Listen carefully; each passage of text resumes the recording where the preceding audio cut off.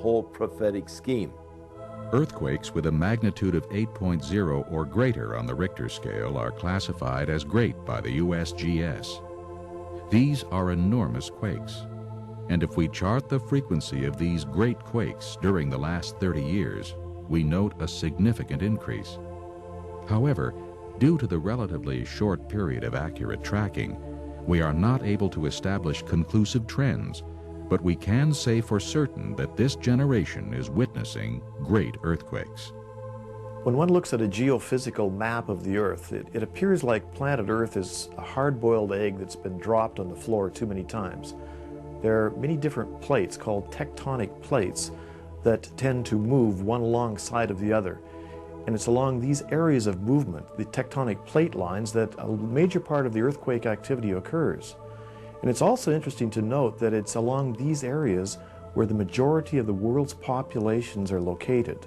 And when we look to the scriptural account in the future, when the Bible tells us that the cities will fall, it's interesting to note that these major cities are located along these tectonic plate lines. My biggest concern is when I hear about the earthquakes increasing, and when I look back many years ago, I can't recall that many happening.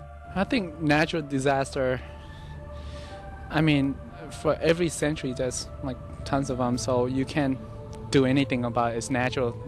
That's why you say natural. I think the Earth is trying to tell us to wake up. As far as with the ozone layer, it's trying to say help me, because we're just totally depleting the whole entire Earth, and one of these days we're going to be basically out of luck, and none of us are going to be alive because all the trees are going to be gone, the water's going to be polluted, and we're all going to be dead.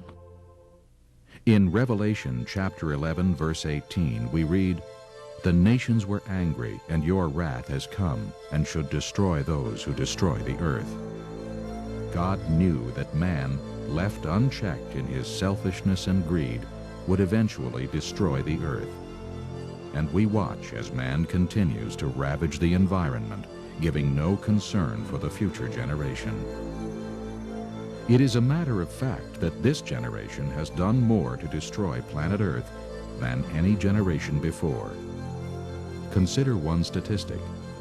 According to Al Gore in his book Earth in the Balance, we are exponentially destroying thousands of animal, bird, and fish species each year. This destructive trend began during our current generation. We're seeing some catastrophic environmental effects in this country with wetland loss and topsoil loss. Scientists know very well today that atmospheric carbon dioxide is increasing very significantly.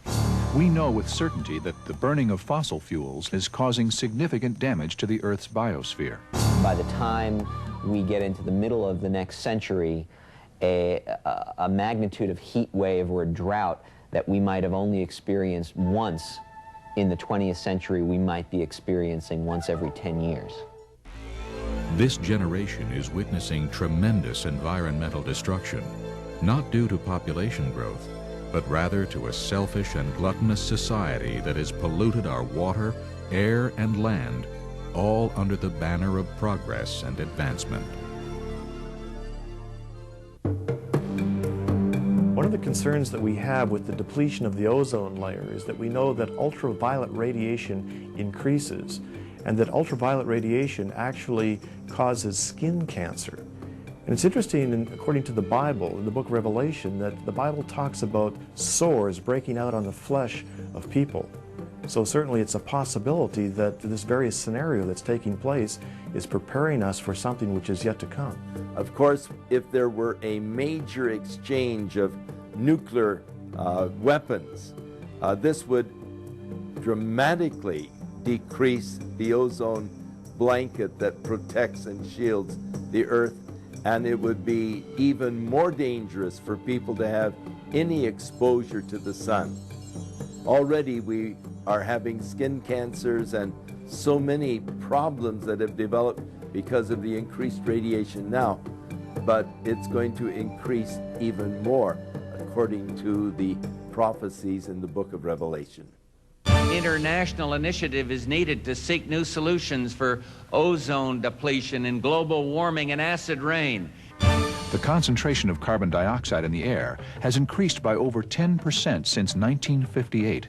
and by nearly 25% since the Industrial Revolution. Without ozone in our atmosphere, I would probably need a sunscreen protection factor of 500, and probably even that would not be enough. Concerning the very last days, we read in Revelation chapter 16, "Then the fourth angel poured out his bowl on the sun, and power was given to him to scorch men with fire. And men were scorched with great heat. They blasphemed the God of heaven because of their pains and their sores, and did not repent of their deeds." Without the ozone layer protecting us, we would literally be scorched. Add to that the continued trend toward global warming and the greenhouse effect, and it's not difficult to see how this prophecy might soon be fulfilled. One of the things that concerns people today is to see the erratic changes that are taking place in weather. Almost every day when we turn on the television or read the newspapers, we find that something is taking place in the world where there is a great catastrophe occurring. These are exactly the kinds of things that Jesus talked about, the warning signs which would indicate that the time of his return was soon. Several prophetic references are made that imply an increase in chaotic weather in the last days. Jesus said, "For in those days there will be tribulation, such as has not been since the beginning of creation." And the Apostle Paul writes that the whole creation groans and labors with birth pangs, eagerly awaiting the redemption. Just as a woman's birth pangs increase in frequency and strength as the time of delivery draws near, so too, the Bible tells us, the creation will groan and labor with increased frequency. Even the Apostle John in the book of Revelation writes of noises, thunderings, lightnings, earthquakes, hail, and fire during Earth's final days. The following quote was taken from the December 1994 issue of World Watch, a collection of press reports compiled by the environmental group Greenpeace from 6 continents between 1990 and 1994, displays a remarkable litany of the highest floods, longest droughts, most severe wildfires, and worst heat waves ever recorded. They go on to say that since the late 80s, hurricanes have struck various parts of the world with alarming frequency.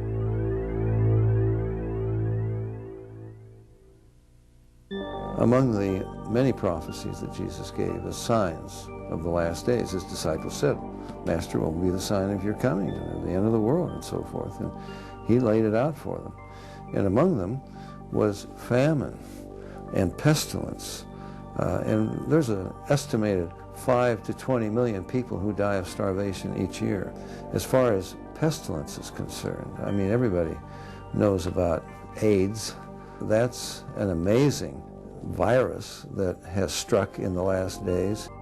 We are reading constantly of the tremendous famines that are gripping different areas of the world, and along with those, of course, the viruses, the HIV, and many different viruses that we have not really found yet the answer for. So these are all signs of the soon return of Jesus Christ.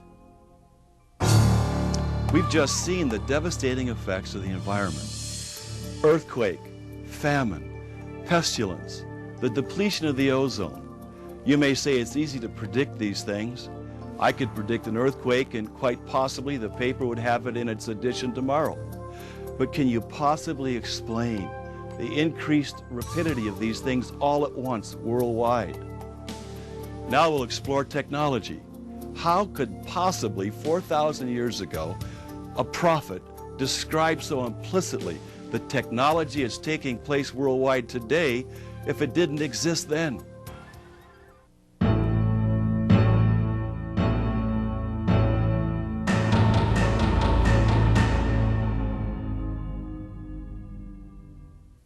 Among the prophecies in Daniel, of course, in the last days, he very clearly specifies the last days, knowledge will increase and many will run to and fro. And I do an awful lot of traveling, probably 150,000 miles a year. And I can tell you, I think of it every time I go into an airport. And I can remember when it wasn't like this. It's amazing.